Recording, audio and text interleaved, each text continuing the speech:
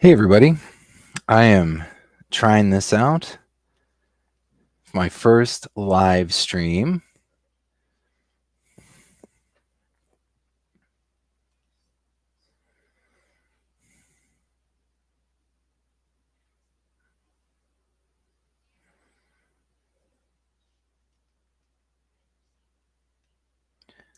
Try microphone.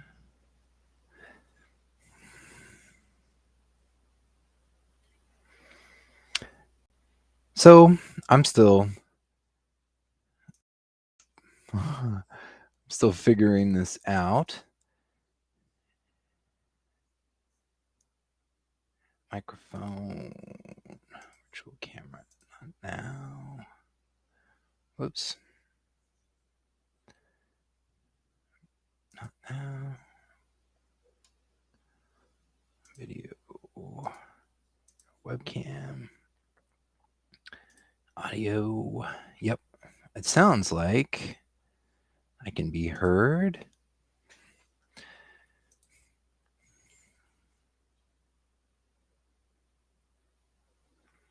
Oh.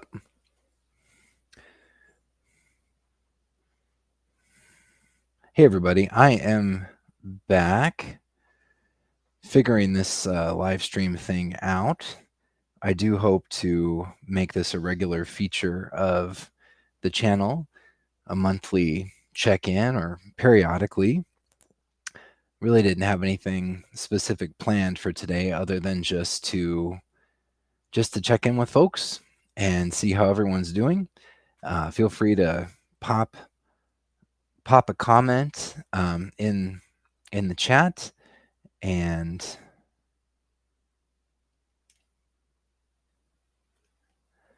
if anyone can hear me.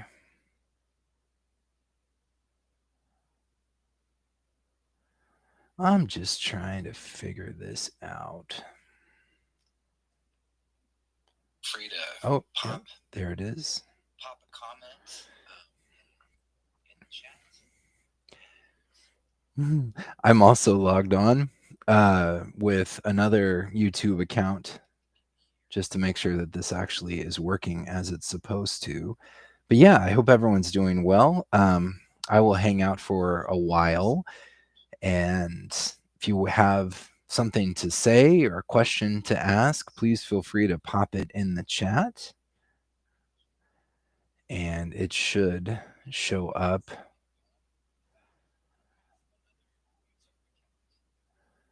It should show up there in the live stream itself. That's my other account, Ramshackle Tabernacle. I can see that. It just popped in. But yeah, feel free to put a comment in the chat, ask a question, let me know what you're reading, let me know what movies you've seen lately, anything that you recommend. Have you checked out Welcome to Derry? I have yet to be able to watch the first episode of that, but I am looking forward to it very much.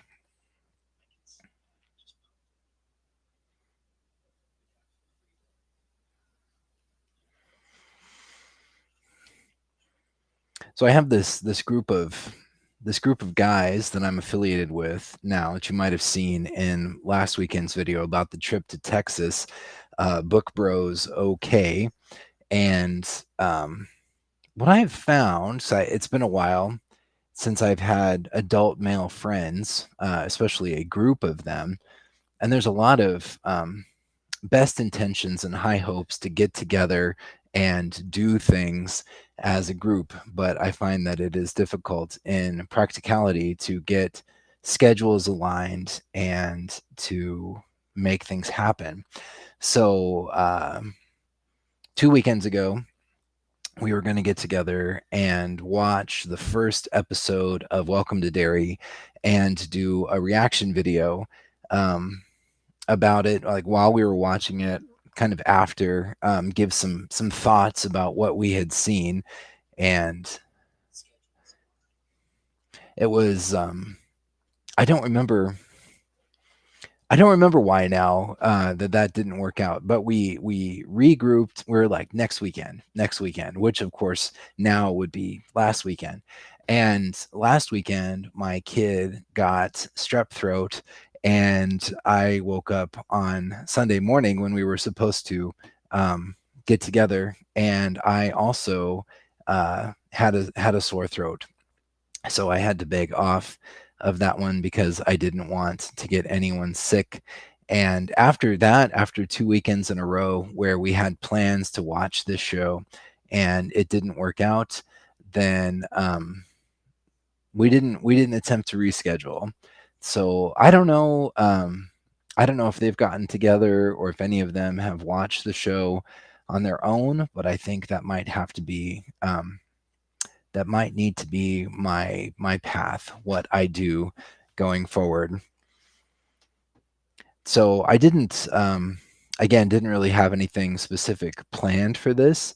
I am just testing it out because eventually I would like to have guests on the live streams and do interviews and open it up live chat for people to ask questions. I think that will be really fun. But today is the first time that I'm attempting this. And I worked all day yesterday trying to figure out the easiest way to make this happen. And specifically, like, it's pretty easy on YouTube. You just say go live and then you say webcam and suddenly there you are. But if you want to have a guest in your live stream, suddenly it becomes much more complicated. So I found this program called Restream, which seems like it makes it as simple as possible to do this. But after multiple attempts yesterday, I finally ended up with a live stream recording that I felt good about. Apologies to everyone who saw me go live about 10 times yesterday. I kept trying to make sure that it was set to private so it wouldn't be super confusing and annoying to everyone, but it kept defaulting to public. So if you were on YouTube, you may have gotten a notification or something that said, hey, SK First Editions is live. Hey, great. And then it's just me sitting there with a big frown on my face, moving my mouth, but you can't hear anything that I'm saying. And then I'd realize, be like, oh no, that's supposed to be private. And then I would set it back to private, and then it would go away. And so yeah, yesterday was kind of a hot mess for that. I didn't know a way to test it out and try to figure out how it worked, short of just getting in there and trying to figure it out.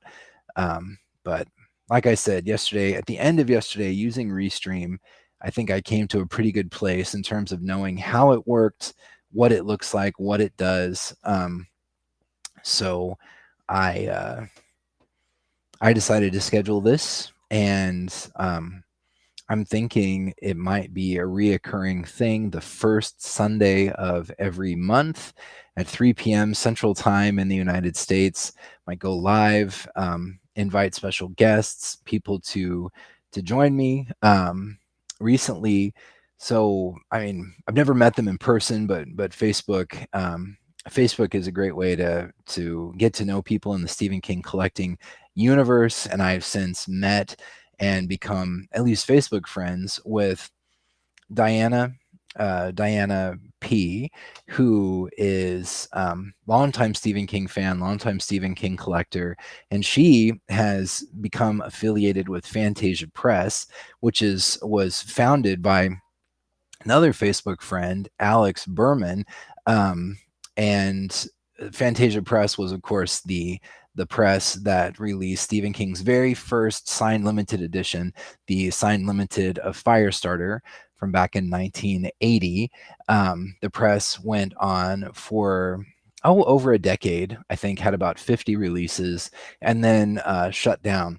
But just in the last few years, Alex has brought the press back, and I don't have any idea. Maybe someday I could get Alex or Diana to join me on the live stream. I don't have any idea how they became affiliated in a business sense, but Diana and Alex are now both working with the Phantasia Press, and they just announced recently that they secured the rights to release a signed limited edition of Dreamcatcher, which is really, really exciting.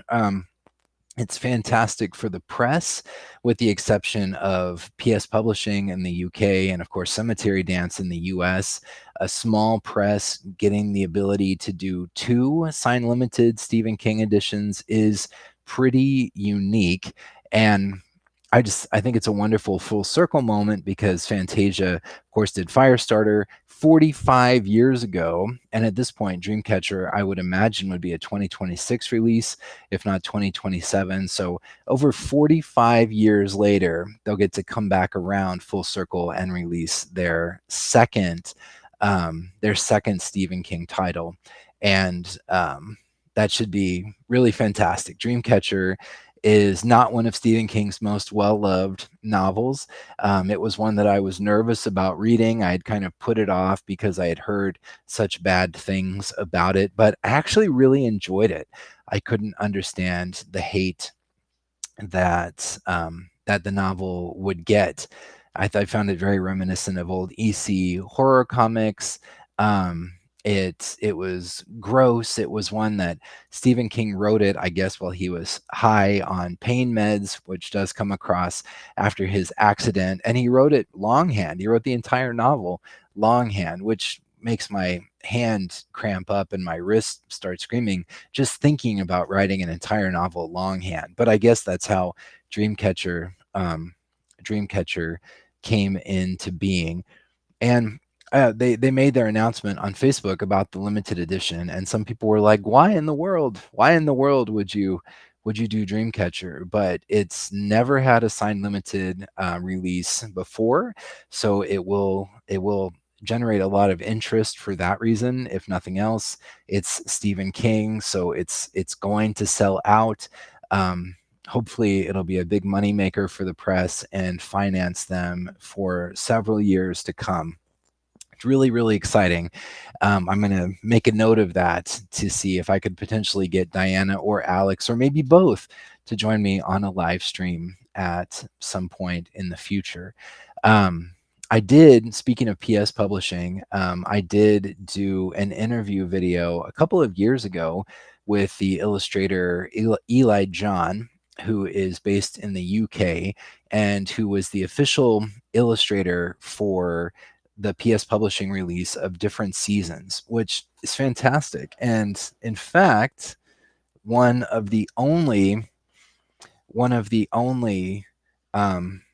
valuable, rare Stephen King books that I had in my collection that I still have. I just can't really seem to bear to part with it.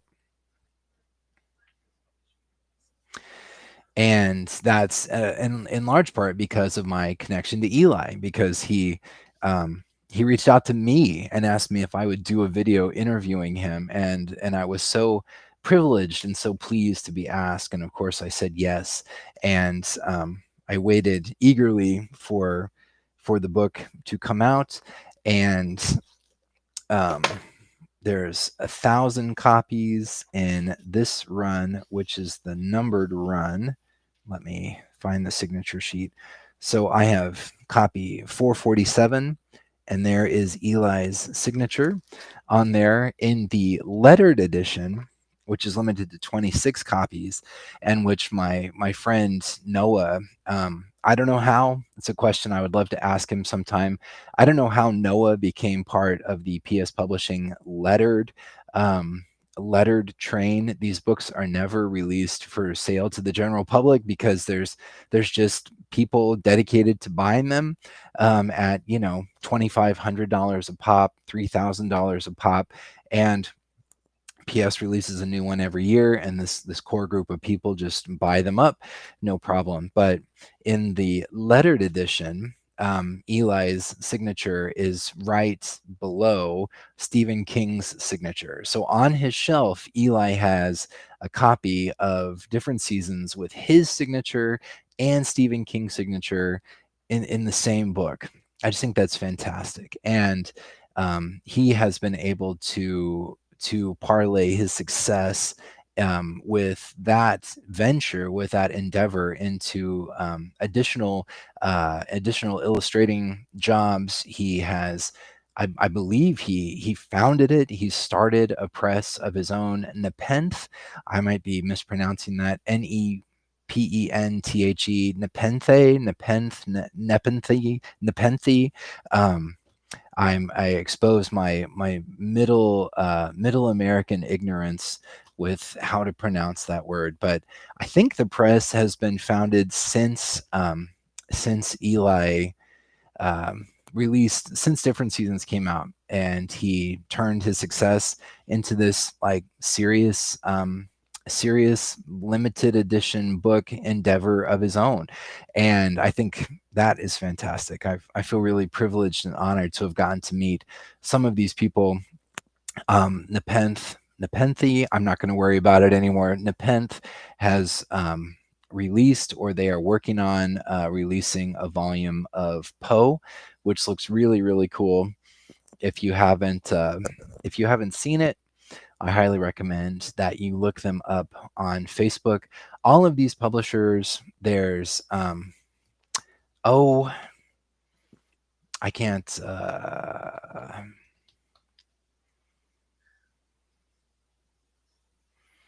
I can't remember. They did Jekyll and Hyde, Amaranthine. Oh man, I'm embarrassing myself with these pronunciations.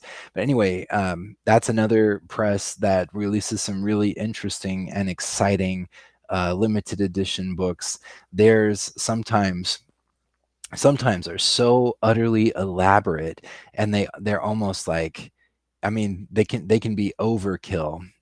You should go to their website, Amaranthine Press, and look at the pictures of some of their previous releases. The super limited edition ones could go for thousands of dollars, and I don't remember which one it was at this point, but it literally, um, I think I think it was Alice in Wonderland. The highest end of that was like literally a table that you fold out the legs, and there's a chessboard built into the top, of course, like limited, like finely made, with very rare materials to make this chessboard. And the book itself is almost an afterthought, but there is a book. Like you lift off the chess board and the pieces are inside, and then there's a special velveteen compartment that you open up, and the book is actually in there. It's honestly, it's kind of outrageous sometimes, but it is a lot of fun. Just like, I like seeing pictures of really, really fancy and expensive cars. And the few times in my life I've actually seen a Ferrari or a Lamborghini in person, I'm like, whoa, that's awesome. Knowing full well that I will never most likely own one myself, it is still really cool to see them in person, and I can definitely appreciate them. Some of these books are like the Lamborghinis and Ferraris of books, and there's something, I don't know. It's just fun. It's a little crazy that books are being produced at these price points, thousands of dollars, but on the other hand, you can't fault the publisher, because they put these things out there and people around the world buy them up. So you could release 26 copies, or a dozen copies, or 5 copies, or whatever, of a book for thousands of dollars, and people buy them up, and you make money, and the publisher's happy, and the buyer's happy, and then the pictures hopefully are out there on the internet for the rest of us to kind of look at and go, oh, kind of fawn over. But yeah, so that's really exciting about Phantasia Press. So that's coming, and I haven't been keeping up so hot with PS Publishing over the last little bit. 11/22/63, I think, was last year, and that one has already been received by people. Their edition of Firestarter, is shipping or about to ship to people. I did not order a copy, but I did kind of watch it from afar, and the artwork in that one I think is really cool, although somewhat divisive. It's very unique, but I like artwork that leaves an impression. I have over the years I have owned and sold most of the ones that I ever owned, but the limited edition books that are illustrated, and some of them the illustrations were fantastic, and some of them I was like, not really my cup of tea. So like the Grant limited edition of Black House, I didn't really care for the illustrations in that, but on the other hand, the original illustrated limited edition of the Talisman, which had like there was a dozen or 15 plates by a dozen different illustrators, I thought was a really, really cool idea. And so you get this like this assortment, this smorgasbord of art within this book. And I thought that was really cool. To definitely like for a collector, I wouldn't buy a book that I didn't care about just because it had cool art. But if you buy a book that you do care about and it also happens to have cool art, then that's just a nice bonus. I've always been partial to the more literal interpretations, like Michael Whelan's work in the Dark Tower series and the first book and the seventh book.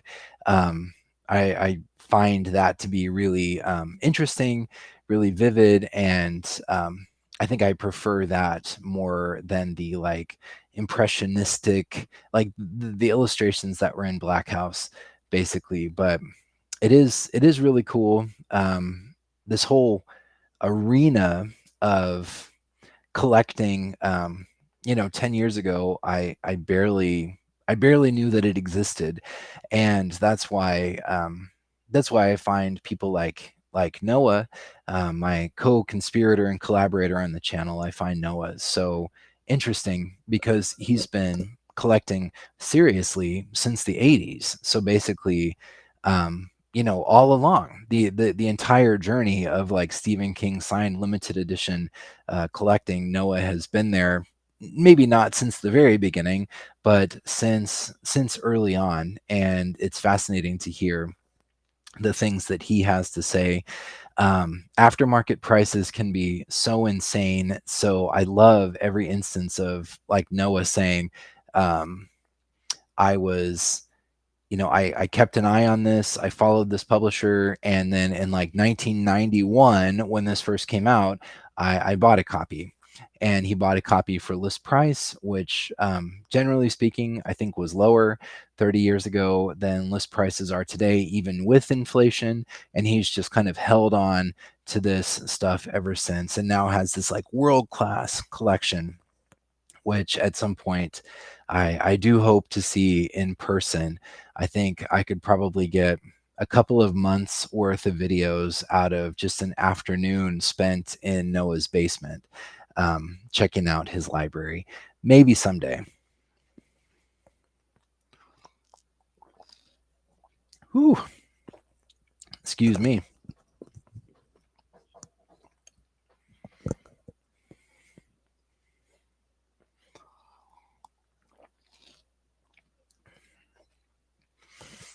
So yeah, I see people leaving the stream and coming back in. So, hey, everybody who's here now and who might be watching or listening, I am testing out this um, live stream technology. I spent most of yesterday figuring out how it worked and how it would work simply, where I could invite guests. And today um, I am doing my first live stream, and I'm thinking I might make it sort of a regular event, maybe the first Sunday of every month. But if you had a particular question or anything that you would like to say or share, please put it in the live chat for the video, and it will pop up on my screen. I will see it and I will respond. But as for me, I suppose in a book-related live stream, I could talk about what I'm currently reading. I have actually a couple of paper books going and a couple of audiobooks going.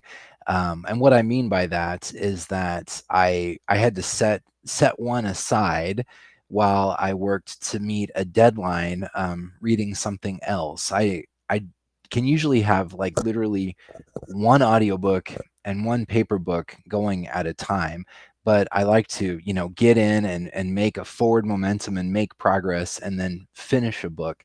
So I'm not reading two books simultaneously, listening to two audiobooks simultaneously. But what I was what I was reading was Wanderers by Chuck Wendig, which was lent to me by Book Bro Clay, and which is fantastic. Definitely, I would say inspired by The Stand. If you've not picked it up, I would recommend that you check it out because it's really cool.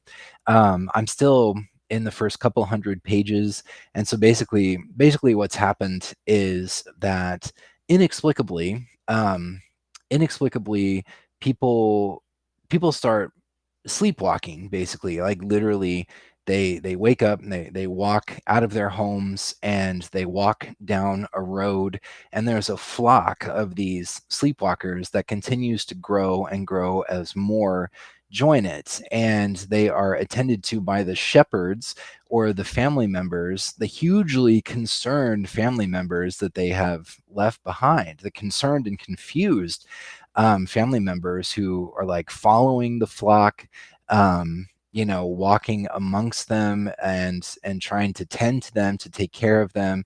um, I've been walking for several days at this point, and they never stop. They never need to urinate or defecate. And somehow, for some reason, their skin has become hard, like stone or like metal. So doctors are following them, desperately trying to figure out what's going on, and try to do like a blood draw, and go to stick a needle, and the needle breaks on the skin. So all of this is really, really interesting. And there was just a scene with a severe thunderstorm, which was very, very dramatic and very exciting. And what happened in that scene was pretty haunting.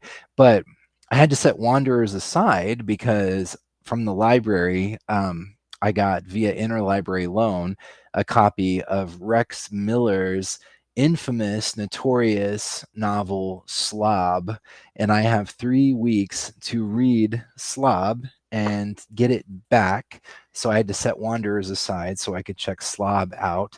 I first learned about Slob in Grady Hendrix's indispensable nonfiction volume, Paperbacks from Hell. If you're not familiar with Paperbacks from Hell, you have got to check it out because it is absolutely fantastic in terms of these 80s, 70s, 80s, and 90s horror paperbacks. These things that, kind of trash that were just cranked out like Squelch and Blight, Croak and Slither. These things that were cranked out to make some quick money. And I think, 15 years ago, probably could have been found pretty cheaply. But Grady Hendrix writes about them with such love and affection that it has subsequently made these books really, really expensive and hard to find. Like Slob, it's like $50 to get in paperback. But luckily, there's a university library in New Mexico that had a copy of Slob in its collection. And I put in the request, and the university library said, sure, we'll lend that to you. So they sent it over, and I'm about a third of the way through it. It's a pretty fast read, but yeah, it's it's so far it has earned its infamous reputation. So it's about a serial killer named Daniel Bunkowski, aka Chain Gang, who weighs 500 pounds but still somehow is like lithe and light on his feet, and he's brilliant, and he's bloodthirsty, and so as a character, he's just every aspect of this character is totally extreme. From what he does, how he behaves, he smells really bad, he eats really bad, he drinks really heavily with very little noticeable impact, and he weighs 500 pounds, and that is the part that I just can't wrap my head around. Like, people who weigh 500 pounds are not light on their feet, and they often don't have great stamina to do physical things because they get worn out pretty quickly. But I guess the whole point of this character is that he's as extreme as he can possibly be, and there's a lot of so far there's been a lot of violence, some pretty disturbing content, which Grady Hendrix alludes to. I mean, he says as much in Paperbacks from Hell. I definitely didn't go into Slob thinking that it would be like Tiptoe Through the Tulips, and it is not. And so there's multiple plots running simultaneously, including a plot about a police detective who is at this point just kind of barely in the periphery of what's going on with Chain Gang, but who will ultimately, I'm sure, have a serious confrontation with him. And knowing, having read several vintage horror trashy paperbacks, it is far from a foregone conclusion that the police officer will actually win in the end. And I'm prepared for anything, but um, since I was able to get uh, since I was able to get Slob through interlibrary loan, I think I'm going to cherry pick some additional books from here and see if I can't also borrow those from other libraries.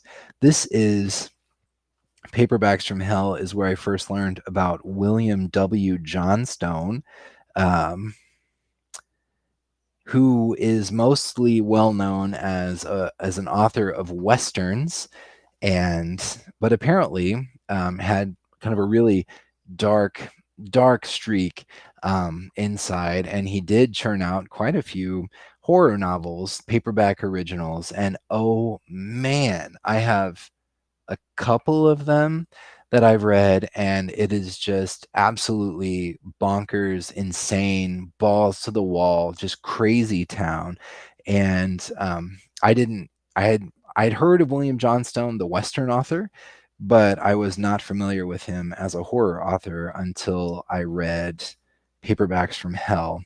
Um, yeah, I don't even think I can quote some of the really over the top hilarious dialogue that Grady Hendrix quotes from Johnstone in Paperbacks from Hell.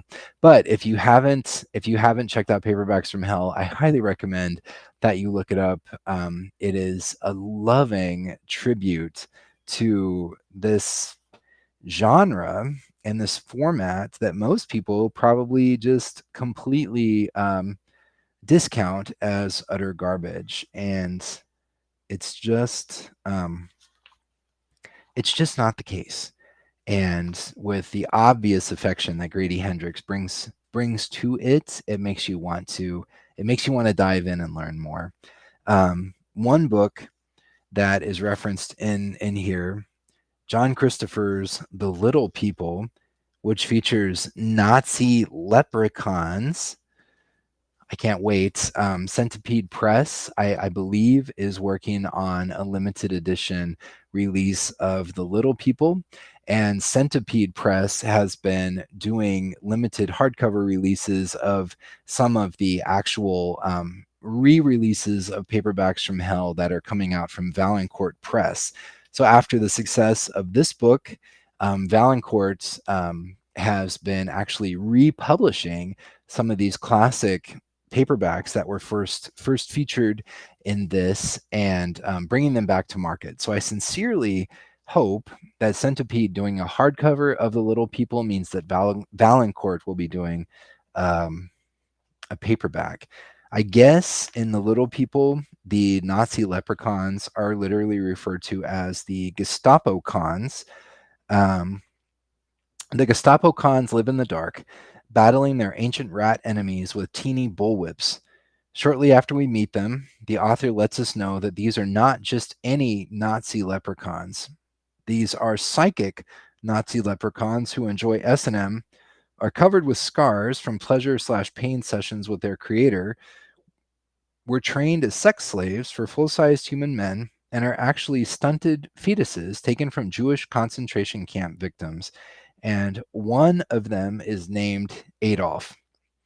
And he says, while all this information is being hosed into the reader's eyes like a geyser of crazy, this book rockets from 0 to 60 on the loony meter and over delivers on practically every level.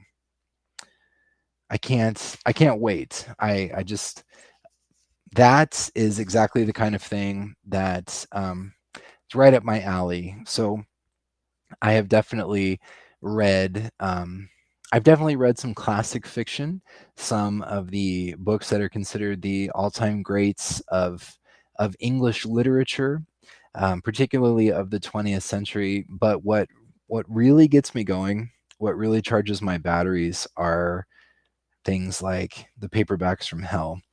So I am usually reading some sort of vintage horror paperback in paper form that I usually have on my nightstand and read every night as I'm laying in bed getting ready to fall asleep, to like supercharge my dreams and make sure they're really, really funky and weird.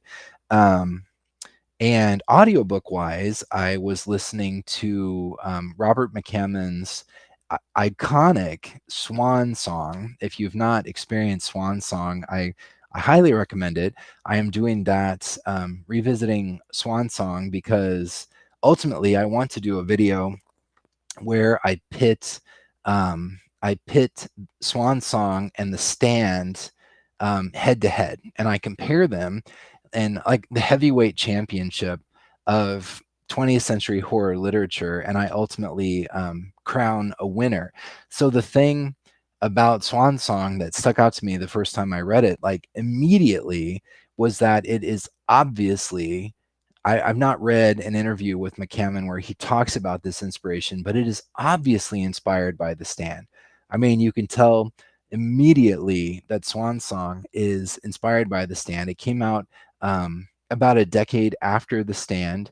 And what it does that's so interesting is that it takes what The Stand does and it ups the ante on every level. So in The Stand, there's a plague that we all know of this.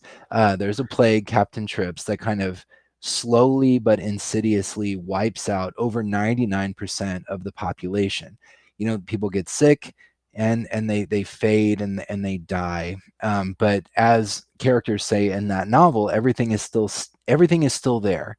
All the stuff is still there, waiting to get picked up, waiting to get used.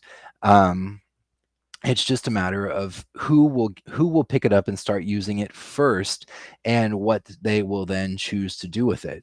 Well, Swan Song ups the ante, because unlike an illness, a virus, a plague, Swan Song begins with nuclear war, worldwide mutually assured destruction and nuclear annihilation. So all, like, right out of the gate, the stakes are like so much higher in Swan Song. There are, like in The Stand, very few survivors, but there are survivors. But instead of just like walking through this idyllic, beautiful landscape that's pretty much emptied out, where they can just, like, you're hungry, well, go into a store and get a bunch of canned goods. You want to get something to drive so you don't have to walk, well, steal a bicycle, or get a motorcycle, and just take off, because it's all there for the taking. Well, in Swan Song, most everything is destroyed by the nuclear holocaust, so that is not really an option. You can, the characters scavenge for food, and they do find things, but it's not like you can't just go into a grocery store and load up on canned goods, because the grocery store may have been leveled to the ground. So it is really interesting. And one of the main characters is in Manhattan, like Larry in The Stand.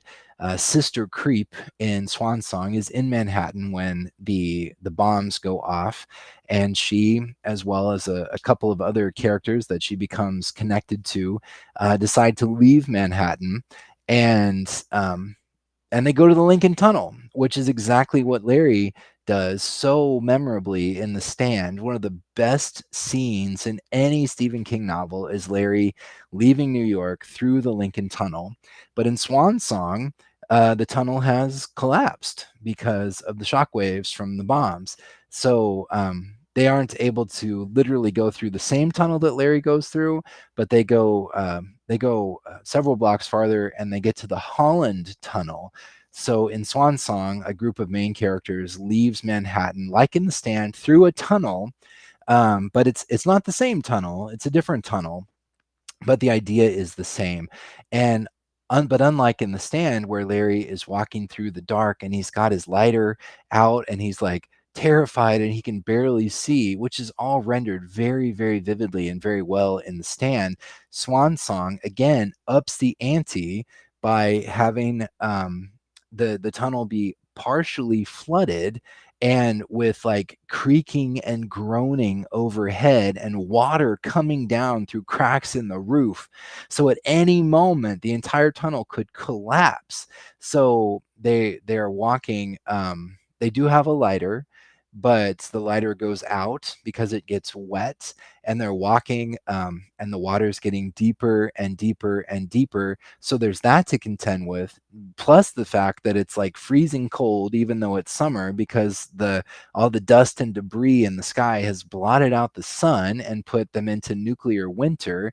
And on top of all of that, there's still like abandoned cars and corpses and bodies and weird things that they're stepping on as they're walking.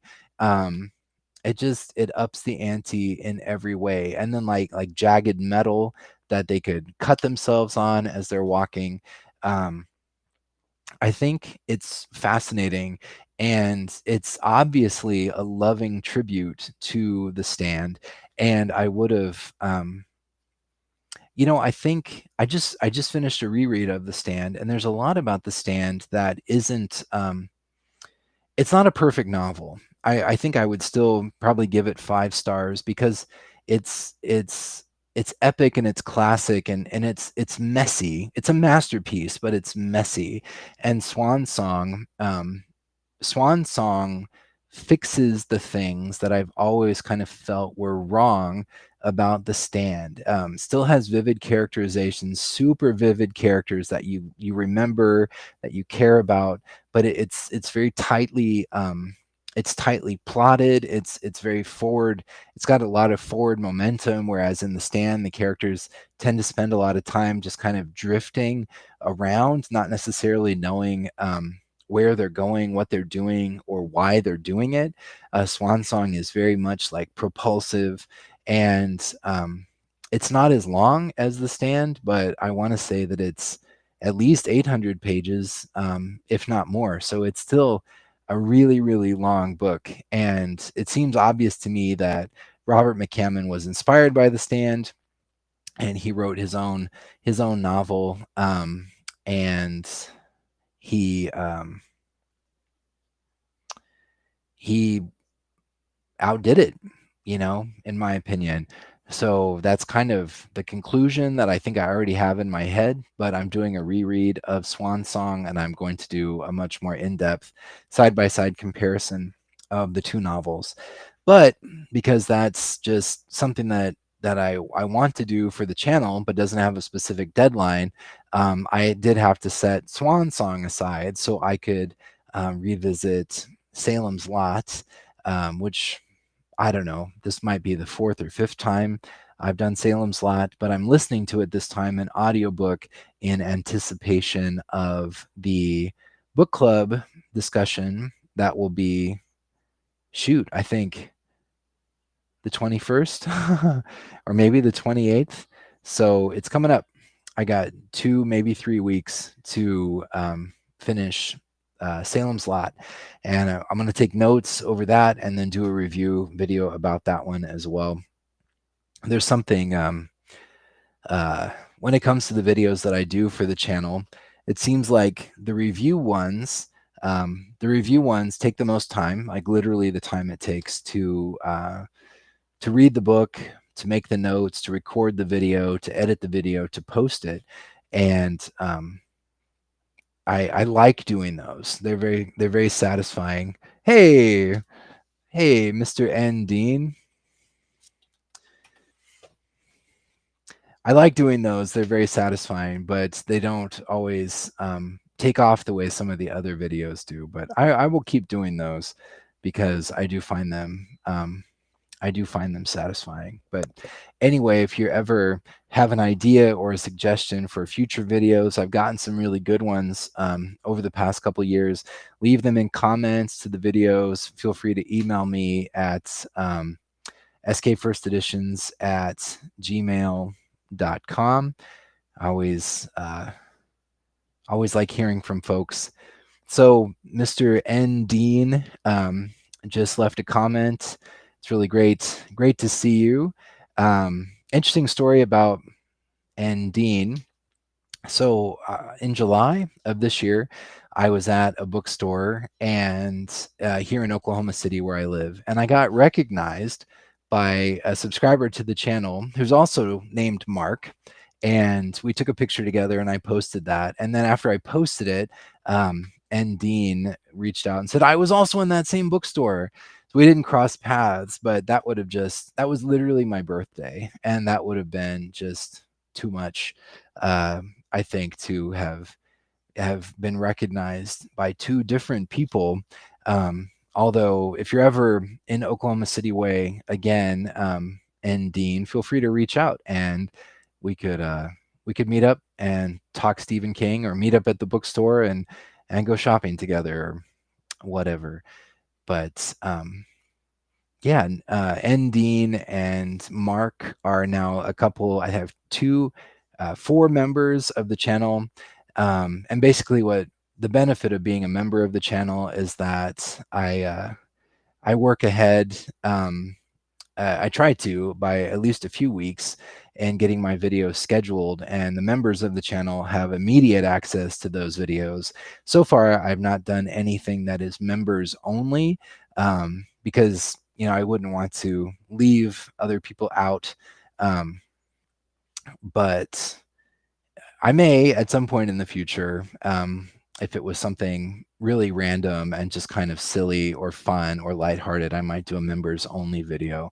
But I appreciate the handful of folks that are members of the channel, including at the Mr. N. Dean, which is really neat. Thank you for commenting and being part of the chat, because like I've said, over the course of I spent most of yesterday figuring out how live streaming actually works, and ultimately I would like to be able to invite guests to be part of this. And so I went live multiple times publicly by accident. I was trying to make them all private. And so I think people saw me go live a couple times. People were like, hi. And I went, oh no, you're not supposed to be able to see this because it's just me screwing around, not knowing what I'm doing. And so I changed it to private again. Yesterday, I think, was very confusing. It was confusing for me too. But you chatting and leaving comments helps me see that this actually works. And you're responding to the things I say. Very, very appreciated. So very cool. I am using this program called Restream, which is just about as simple as it can possibly be.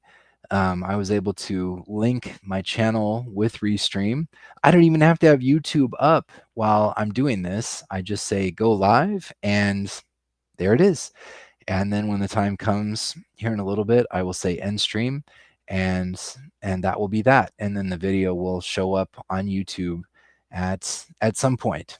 So this has been a lot of fun, and I do appreciate the people that have come. And even if they only stay for a little while and they step out, I do appreciate that. This video will be available, and I may not do this every month, but I did have the thought to go to do a live stream maybe the first Sunday of every month. And once it catches on, it might be a thing that if people want to engage directly or ask questions or give feedback, could be a good opportunity for folks to do that live. I know there are people who interact with the channel from all over the world. So there's probably people in parts of the world that where it's the middle of the night or very, very first thing in the morning and they're just getting up. So I pick 3 o'clock in the afternoon on a Sunday because it seems to work really well for folks in the United States, but folks overseas may not work quite as well. But if you ever leave, I guess if comments go live on this video, once it's posted, you could definitely leave a comment or a question, and I will cover it in a future live stream. I just got.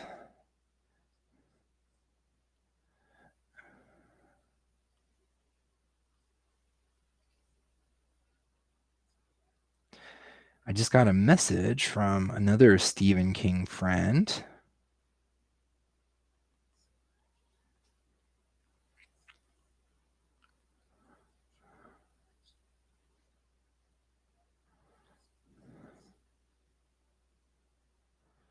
All right. This is, I know, this is dead air time, and I apologize for that. It's my friend Amber who has watched Welcome to Derry, and I mentioned that much earlier in the video that I had plans to get together with the book club and watch Welcome to Derry together, and we were going to react to it, and that didn't happen. So we rescheduled for last weekend, and my kiddo had strep throat, and I thought I might have strep throat, so that didn't happen. And then we did not attempt to reschedule after that, which is kind of sad, I guess. Now that I say it out loud, but anyway, Amber is a huge fan of it, and she has been asking me, so we could talk about it. And I still haven't watched it, and I feel really bad because I would love to talk about it. So I think what I'm gonna have to do is just watch it on my own, and then be able to discuss it with Amber. But that's one of the really cool things about the last few years is that I've been able to connect with the Stephen King collecting community on Facebook, and I've met a lot of really, really cool people and made some true, like, some true friendships. I consider it fair game, even if I've never met the person face to face.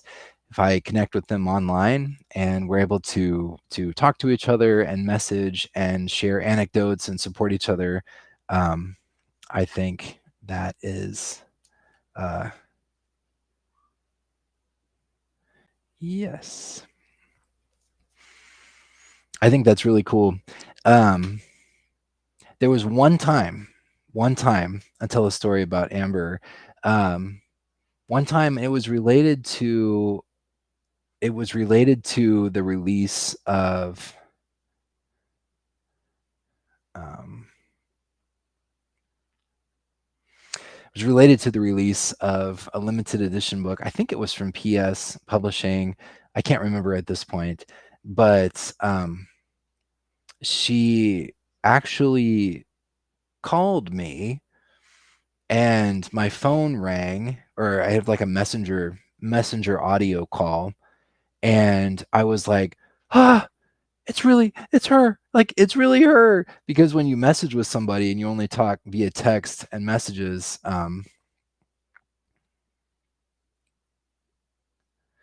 when you talk via text and messages, and then suddenly the person is there, it's Suddenly the person's there, then it's just like, oh my god, we're breaking down the fourth wall. But I talked to her one time over the phone, and it was very surreal to actually have a conversation. And yeah, I think I kept saying that over and over, like, I can't believe you called. I can't believe it's your real voice. I can't believe we're really talking. Because I just it was just so strange. And that was the one and only time that we ever talked, but we do stay in touch via Messenger, and that has been a lot of fun. I think I think I'm going to wrap this up soon. I am approaching the hour mark. I've basically been talking nonstop for an hour, which I didn't really know. I mean, I guess I knew that I could do, but I didn't really have any idea how this was going to work. I'm wondering.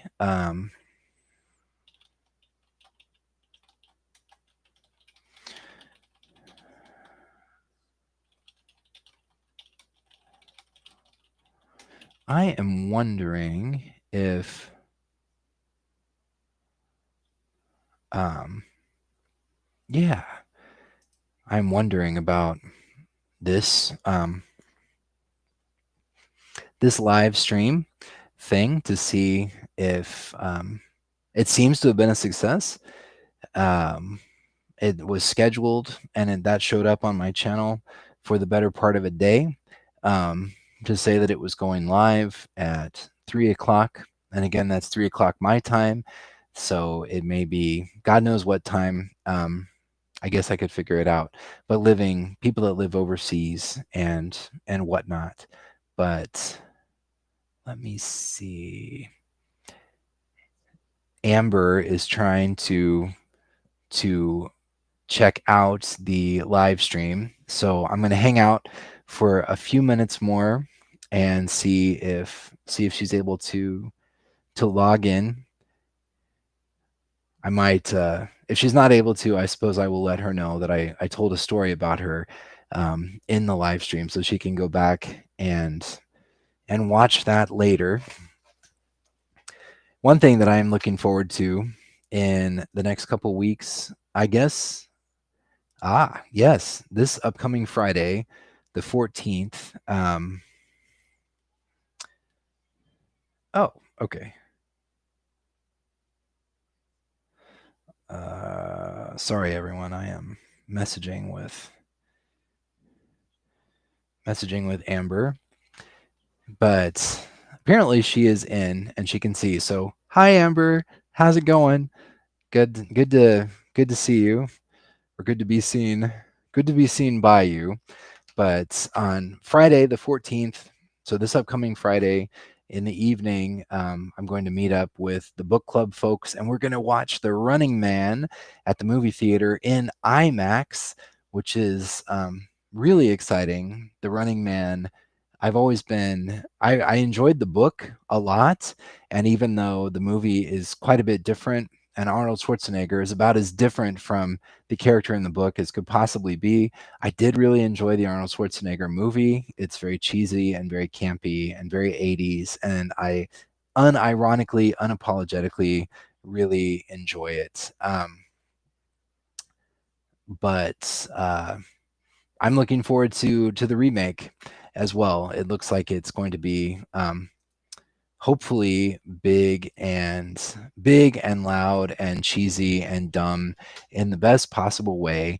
And honestly, actually was really looking forward to the long walk as well.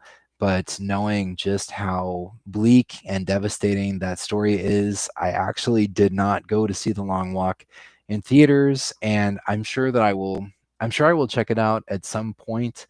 But the last few months have not always been the easiest, just to be alive, and a lot of uncertainty and things in the world. And so to purposely spend money to go watch a movie that is that relentlessly bleak, I couldn't find the intestinal fortitude to make it happen. I watched the trailer and I was like, that looks like an amazing adaptation of that novel, and oh my god, I don't think I have the emotional bandwidth to experience that right now. So I still haven't. I'm sure at some point I will. But in the meantime, first things first, I have to check out Welcome to Derry so that I can discuss it with Amber and discuss it with all of you. So yeah, I've just passed the hour mark, and I think YouTube saves the video and posts it and makes it available at some point. I sincerely hope so. Anyway, so I will plan at this point to do this probably the first Sunday of every month for a bit. So the next one will be Sunday, December 7th. And my ultimate goal is to have to be able to invite special guests, potentially even including Amber at some point in the future. Invite people to come on and hang out and talk and chat. And so I think this was successful in terms of a test for how live streaming actually works. I would say that this is a success, and I am satisfied with it. So thank you for those who have come in and watched for a bit and took off. Thanks to anyone who checked out the video after the live stream is over. I appreciate all of the support. Thank you, as always, to channel sponsor Thomas over at skcollector.com. There's the recent consignment sale. There's a lot of really cool stuff that's still available over at the Collector. So if you haven't gone over there in a while, you should go check it out. There's a lot of really nice items, signed limiteds, ranging from, you know, around $100, $150 ish on up. So, oh, thank you at BRV1111. I appreciate that. But yeah, go over to the Collector and check out the consignment stuff. It's really cool.